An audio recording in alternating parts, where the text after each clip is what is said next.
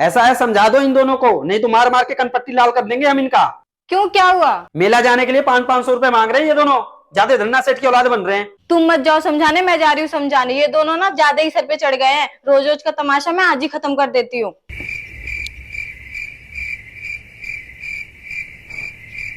क्या बात है, क्या तमाशा लगा रखा है तुम दोनों ने? उठ के बैठो पहले। ये लो मेला घूमने के लिए 500-500 रुपए। अपने भैया से मत मांगना। तुम लोग ना ज्यादा गर्मी मत दिखाया करो, वरना तुम्हारे भैया से बोल के ना तुम लोग की सारी गर्मी निकलवा दूंगी। तो क्या हम अब बड़े बड़े हो गए हैं, 500-500 रुपए भी नहीं दे सकते क्या? साल में एक ही बार तो मेला लगता है, वो भी ना घूमने जाए क्या? अच्छा बेटा, अब तुम लोग इतने बड़े हो गए कि हमसे जबान लड़ा रहे हो। आंखें नीचे करो। हैं, घूर किसको रहे हो तुम लोग? तुम लोग आंखें नीचे करके बात करो मुझसे। अभी तुम लोगों ने मेरा रोज रूप नहीं देखा। दिखाऊं क्या मैं तुम लोग को? रहने दो, देख लिया। नहीं दिखाऊं क्या? नहीं, चलो चलो।